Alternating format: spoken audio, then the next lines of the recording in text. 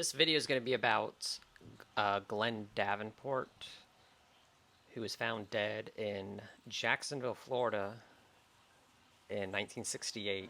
He was 10 years old, and back in 2008, one of his sisters went online and started posting about him. There's a couple of websites that she posted to, and there was actually a YouTube video that was uploaded about Glen Davenport. That video is no longer up. This site is a blog that was written about him. There's two entries. The information over the various websites that were posted are basically similar. I think this one has the most information. There's two posts. The first one is from June 27th, 2008. It reads, 10-year-old Glen Davenport was reported missing to the police on February 3rd, 1968. The police never searched for Glen. It was Glen's family, friends, and neighbors who searched for him throughout the night. One of the many places that were searched was a lot of land down the street from our home. This lot was on Mayflower Street. On this lot was a plumbing business and an old and abandoned house. Kids from the neighborhood, including Glen, would often play on this lot. And about a week or so before Glen's death, the kids put up a rope swing from the tree in the yard of the old abandoned house. That lot was searched multiple times throughout the night on February 3rd up into 4 a.m. on the 4th. Glen was nowhere to be seen. But then just a few short hours after 7:30, 7:45 a.m., Glen's body was found. He was in a kneeling position under the tree with a rope swing wrapped twice around his neck. That means that someone put Glen or his body under the tree and wrapped the rope swing around his neck sometime after the last search at 4 a.m.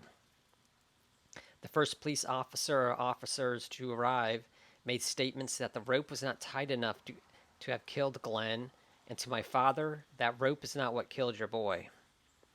But when detectives and investigators took over, they ignored everything suspicious. They ignored the witness statements from people who had searched that lot for Glen, that Glen was not there during any of the searches, not even the last search at 4 a.m. They ignored the fact that Glen was terrified of the dark and would not have stayed out all night. He would not have stayed gone all night, hiding somewhere in the dark and cold, not even zipping up his jacket despite it being a cold night. He would not have hidden, waiting for the searchers to leave, and then gone to play on the rope swing after 4 in the morning. At the funeral home, Glen's father and brother-in-law noticed dirt under Glen's fingernails. Anyone who knew Glen knew that was not normal. Glen was a very clean little boy and didn't like to be dirty or even sticky from candy, etc. Also noticed were bruises around Glen's mouth, toward and under the cheekbones. On one side of Glen's face, there was three or four small, roundish bruises spread apart. On the other side of his face was one larger, roundish bruise. My father said it looked like someone had had a hand over Glen's mouth. Was someone holding Glen against his will in that abandoned house on the lot on Mayflower Street? Did they do it to try to keep Glen quiet while the searchers were close by? Since the first police officer or officers that arrived on the scene made statements that the rope was not tight enough around Glen's neck to have caused his death, was a hand over Glen's mouth what rendered him unconscious or ended his life? We believe that Glen was either unconscious or already dead when the rope swing was wrapped around his neck. And we believe that whoever did it only to try to make Glen's death look like a suicide or accident, or to prop Glen's body up to be found easily. The detectives and investigators decided that Glen's death was accidental, that Glen was possibly playing with other children and somehow accidentally died on the rope swing. But Glen was not out playing at that time of the morning, and neither were any of the other kids. The assistant M.A. who performed the preliminary autopsy ruled Glen's death as accidental, asphyxiation due to hanging, but the first police officer or officers had seen Glen hanging there and made the statements that the rope was not what killed Glen.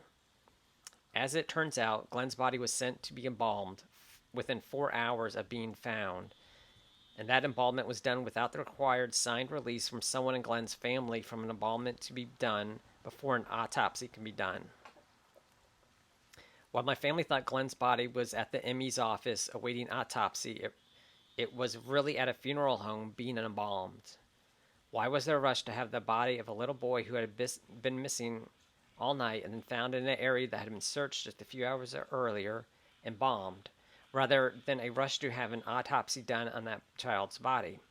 And why an embalmment done without the required signed release for any of Glen's next of kin? I believe there are people still in Jacksonville, Florida who remember the story of the little boy who was found hanging on Mayflower Street in 1968. And now I believe there could still be people around who might have information that they have never told. 40 years ago, a little boy was murdered, left alone on his knees in the dark, with a rope swing that was supposed to be a childhood fun thing wrapped around his neck. I am hoping that someone who remembers the news stories of Glen's death will read this and will contact me if they have any information. Glen Davenport deserves justice. His family deserves to see justice for him. The second and last entry is from June 29th, 2008. Very shortly after Glen's death, a man came to our home. This man wanted my parents to know that on the night before Glen was found dead, a young female had been walking home from a friend's house when she was attacked and either sexually assaulted or raped.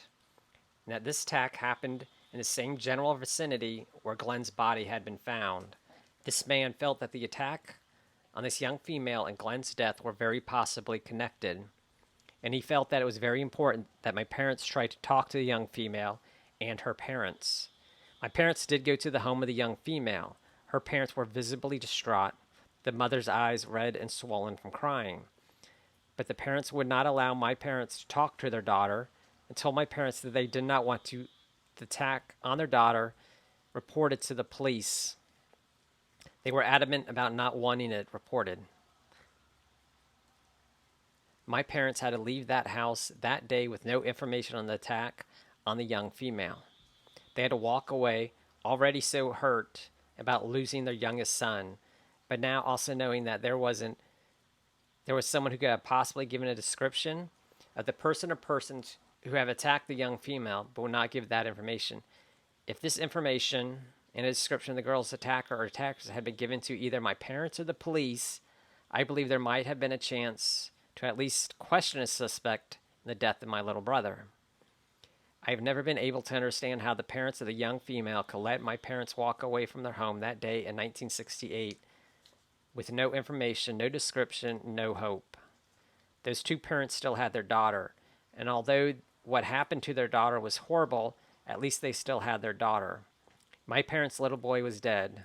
Their daughter had a chance to live the rest of her life. Glen didn't.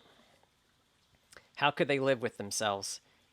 And did they ever tell their daughter that there was a possibility that she held the answers in the murder of a 10-year-old boy? If this young female was ever told, how could she never come forward to tell what happened to her, to give a description of her attacker or attackers? How could she live with herself? 40 years of silence, 40 years of too many unanswered questions, 40 years of no justice for Glen. And at this point, it's been 52 years now, and there is no conclusion to this. I'm mostly just making this video to put this information out there, hoping that someone can take this story and look into it deeper than I've had a chance to do. All I've done is look up the information from Google. There's not a lot of information out there, and other than what the family posted back in 2008, it doesn't look like they haven't posted anything online since that time that I've been able to find. But I'm hoping that someone else can look into this more and put a spotlight on it.